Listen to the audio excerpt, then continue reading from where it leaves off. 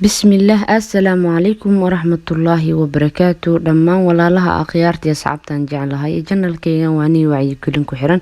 ولا ليال وحد الله يسودو هذا قاعم فرنك سودو هذا دمان ولا لها يعصبنا سودوينيا وحن ليها هيدن كان سودو هذا وما سنتين وحنكم ما سنتين سبسكرايب كينا أخياري أصحابي ما أنتو حاربين عن كهل إن شاء الله إلى إذن كيسو حيلا يقفانسيو موضوع عادم اللي يسيد أيامهن إنو معركتين دهن إيداقهن إيا وحوال بايكو بدبتين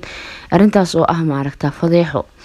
waxaan u maleynaa dhamaantiin waa ka dharagsan tihiin ereygaas waxa weeyaan erey aragtidiisa maqalkiisu aad ugu badbadatay marka arintaas ayaan rabaa insha Allah wixii Ilaahay iga fahansiisa idin sheegaba inaan ka iraahdo ugu horeen horta waxaan moodaa arintan ama fadeexadan in hadda qaasatan Soomaalida inay maaragta arintan ku soo badanayso oo mar walba waxaan aragnaa oo meel walba la wareejinayo heblaay fadeexiyay iyo heblaay fadeexadeeda la soo helay iyo sawir qaldan baa hebel laga soo qaaday iyo hebel baa sawir waxyaabo noocaas waxaan daayna aad u soo badanayaan ma isbuuc ma maro ilaa waxa arkaa iyadoo la leeyahay ama YouTube-ka aad ku arkaysid fadeexa heblaayo marka ama Facebook gaba meel walba social media la isugu yimaado in fadeexa la wadwado marka horta ugu horeen arintan fadeexada ama dadkan isfadeexeenay dadkan isdabagalay dadkan ma aragtaa ceebooda raadinay waxaad u maleysaa marka si loo eego inay muslimiinta kaliya qaas ku tahay waxaan ognahay social media ama YouTube-ka waxa isticmaalo malaayiin dad oo aan muslimiin kaliya ahayn isticmaalo laakiin dadkaasi ma arag anigu xaqiiqada markaan ka hadlay intii aniga aan taabacay intii aan ma aragtaa YouTuber kala daawaday aan muslimiin ahayn ma arkin anigu dad isdabagalay dad xaqiiqada ma aragtaa istabaguray ma aragtaa ceebooda raadinay anu kulli ka shakhsiyan ma arag haday idinka aragteen waa laga yaabaa in aragteen laakiin aniga kulli ma arkin marka waxaad moodaa in si markii loo eego muslimiinta bas ay ku gaar tahay kaliya Soomaali kaliya ma ahan muslimiinta kale xataa Carabta iyo kuwa kale ma aragtaa Carabta hembo laftigoodu waan arkaa marar badan ay ugu istaba guraan oo ma aragtaa inta way istaba taagan yihiin marka waxa anigu mar walba isweydiiyaa ama maskaxdeyda iyo qalbigeyga mar walba ka guuxayo ama ku soo dhaca waxay tahay bal adigu qof muslima oo walaalkaaya markii aad ceebtiisa dabagelaysid waxaan aad soo qaadaysid horta ma ogtahay inay yihiin wax qofkan walaalka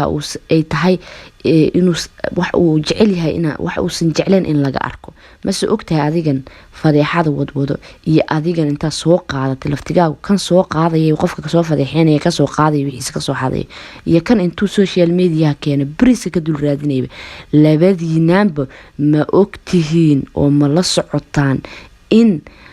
aad ceeb leedihiin ma soo ogtihiin in dhammaan dadka dunida ku nool qof ceeb la'aan inuusan jirin ma soo ogtahay qof walbo ay jirto meel ama in xun uu leeyahay uusan jecleen inaysan dadka kale ka ogaadaan marka maxaa koos gareeyay in dadka qaar ay ma aragtaa arinta lagu gaar yeelo oo la soo bandhigo barkii adigan soo bandhigay laftirkaagu aad leedahay ceeb jecleenayn ceebtaas laga ogaado ma soo ogtahay in Ilaaha Raxmaanka ah qof muslim ah daba guraam ceebihiisa daba dhigto inuu isagana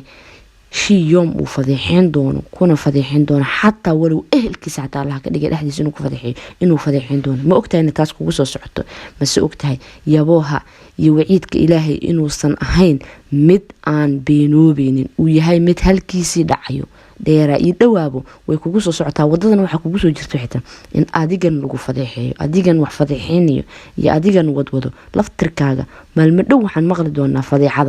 هذا مدوغو adiga qofkii walaalka waad fadeexaysay ceebiis ayaad soo bandhigtay laakiin mid isweydiisay annaga hadii aan nahay dadka daawado ama dadka social media ku jiro ugu badnaan kaba soo qabo waxa laga yaabaa bilooyin sanadaha hadii aad dunta xataa waa ma badhacdo laakiin hadii wax la wadwado sanado badheed daartid ay qofkan ceebtiisa la wadwadayaan ma isweydiisay anaga waa ilaawina wana ka gudbeynaa sax qofka qalbigiisa saameyn bay ku yeelanaysaa walaalka ah ee aad xumeysay waxaana laga yaabaa inuu si sahal uga gudbin laakiin anaga hadii aan dadka aad u soo bandhigtay la anaga noo soo bandhigtay anaga waxa weeyaan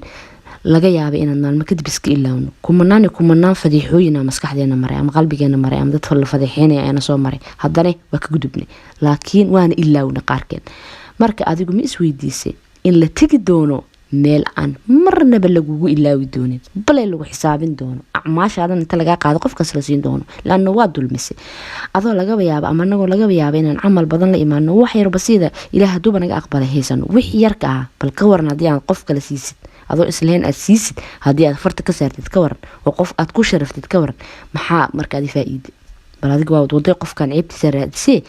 waa daba gurto ciibisa soo hesho dadkaas usoo bandhigtay maxaa faa'iiday. horta qofka waxaa la rabaa markuu shay sameynayo inuu ka fikiro waa shaygan adiga maxaa faa'iido kugu jiro. ma weligiina aragteen qof ka caqli gaaban oo ka aragti gaaban oo ka maskax fudud ama ka safiisan qof waxa uu sameynaya asaga isku dhibayo. xaqiiqada waxay tahay qofkaagan wax fadeexeynaya dadka daba gurayo adiga is dhibaya laakiin adiga ma ogid labadaba waad isku dhibaysaa. horta waa midoo dee sida adiga dadka ula dhaqantid baa lagula dhaqmayaayo adigana biri ceebahaaga waa lasoo bandhigayaa. dunida marka la joogo adigana waa kugu soo socota horta fadeexada taas koow adiga waa is dhibti. midda labaad ood isku dhibta ma garanaysaa meesha ugu darneed oo qofi hadduu khasaaro aan khasaaradiisa dee khasaarada adduunka waxa weyn waaba laga soo kabsadaa laakiin meesha ilaahayna ma khasaariyo ilaahay baan magan uga nahay. meesha qofi hadduu khasaaro uu khasaaro abadiyan oo uu khasaarayo ayaad maaragtaa khasaari doontaa. waayo dheh acmaasha yarteeda aad la timid ayaa qof kale la siinaya laanna qofkan waa dulmisay xaqiisii aad meel uga dhacday waa walaalka xaq buu kugu leeyahay. dadka muslimiinta mu'miniinta waxaan ognahay inay xaq isku leeyihiin. war cumar bin khadaab baa waxaa laga wariyaa inuu yiri qofka walaalka ah haddii xataa bareer ay dhacdo inuu ereg kuu dhaho ama maaragtaa si kuugu qaldamo intaasoo jeer marmarsiyo u raadi. waa hadda qalad loo jeeda cad muuqdo waxaa lagu leeyahay intaasoo jeer waxaa u raadisaa marmarsiyo. micnihii marmarsiyo maxaya qofkan walaalkaya muusan doonayn inuu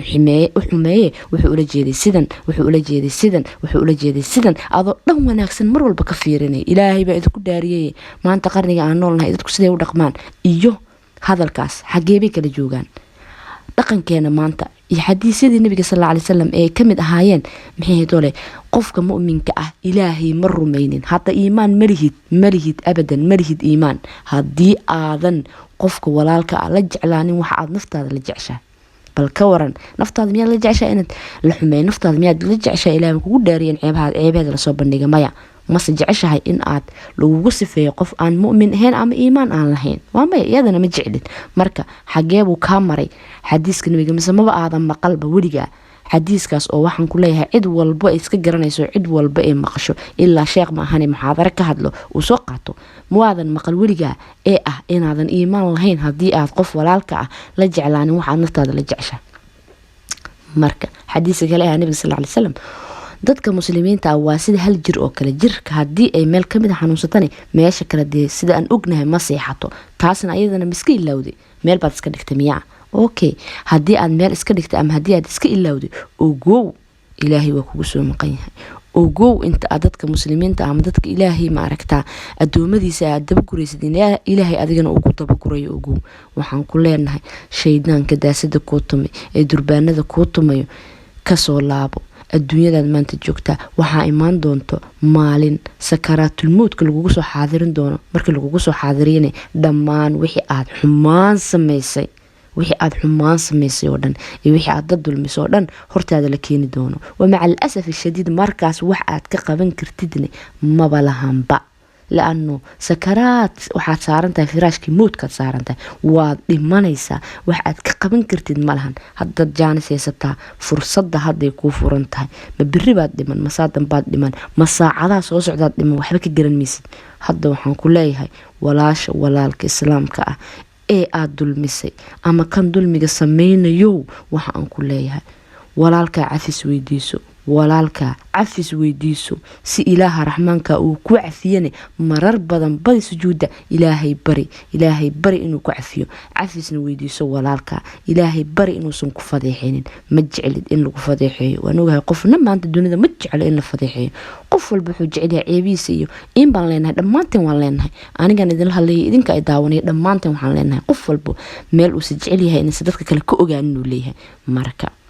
ilaahay aan ka cabsano oo aynan isdabagelin inan isdabagurin inan ma aragtaa social mediahan u adeegsanin meeshiisa xun aan u adeegsanin meeshiisa wanaagsan. bariiska aynan ka raadinin qaab xaaraan aynan u raadin aan u raadin qaab xalaal ah la imaa waxyaabo kale aad bani aadamka uga faa'iideyn kartid. bani aadamka ilaahayna ha dambaajinay dadka muslimiinta ay kugu xiran dambi ha u soo tabinin naftaadaanne u tura iyo qiyaamo wixii aad ilaahay la hortegi lahayd. waxaan rajeynayaa khiyaaray mawduucaas waxa iga hadashay maanta waxay tahay wax aan ka gubta waxay tahay dad islaam walaalaheena ayaa maalin walba qalbigooda la dhaawacaya maalin walba waxbaa laga sheegaya maalin walba ceebahooda la wadwadaa haddii aad adiga booskooda isdhigtid ama aniga aan booskooda isdhigo wallaahi waan dareemi karaa xanuunka ay leedahay ilaahay ba magan wanahay inuu ilaahay ceebaheena soo bandhigo micnaheeda ama ilaahay inuu maaragtaa ehelkeena dadkeena nagu fadeexeeyo ama muslimiinta guud ahaanba waxaan ilaahay magan ugu ahay inuu ceebahooda asturo ilaahayna waxaan ka rajeynayaa dadkan walaalaheena ay ilaahay dadka maaragtaa bani aadamka uu daba dhigay inuu rabbi subxaanahu watacaala uu hanuuniyo xaqana tuso si kastoo qofka walaalka ah aad isku dirirtaan ama xumaan idin dhexmarta xaq uma lihid wax xaq kuu siinayana malaha qof walaalka ah xumaantiisa aad soo bandhigtaa ama aad daba dhigatid si kasta oo maaragtaa qofka walaalkaada isugu dhacdaan waa walaalka mar walba waa walaalka wax walba waxaad ka fiirisaa dhanka wanaaga waxaadna u turataa oo keliya waxay tahay naftaada insha allah fariintan waxaan rajeynaya soo gaartay waxaan rajeynayaa hadalkayga inaad ka qaadan doontaan dhanka wanaagsan waana sifada qofka muslimka ah qofka muuminka waxaa lagu yaqaanaa inuu hadalka kiisa sanaqaato kiisa xunno isaga tago marka kiisa sanaqaato kiisa xunno isaga taga insha allah waxaan rajeynayaa inaa maanta iyo wixii ka dambeeya biidnillaahi albaari ilaahay subxaanahu watacaala weydiisanana inuu idinka soo hanuunin doono xumahan aad maalin walba dabagelaysaan dadka islaamka insha allah aada waxaad iyo sida quruxda badan leh ee aad mar walba ila socotaan insha allah fiideo waxay intaan ku kulmeyna waxaan idinka tegayaa waxay tahay salaanta islaamka assalaamu calaykum waraxmatullaahi wabarakaatu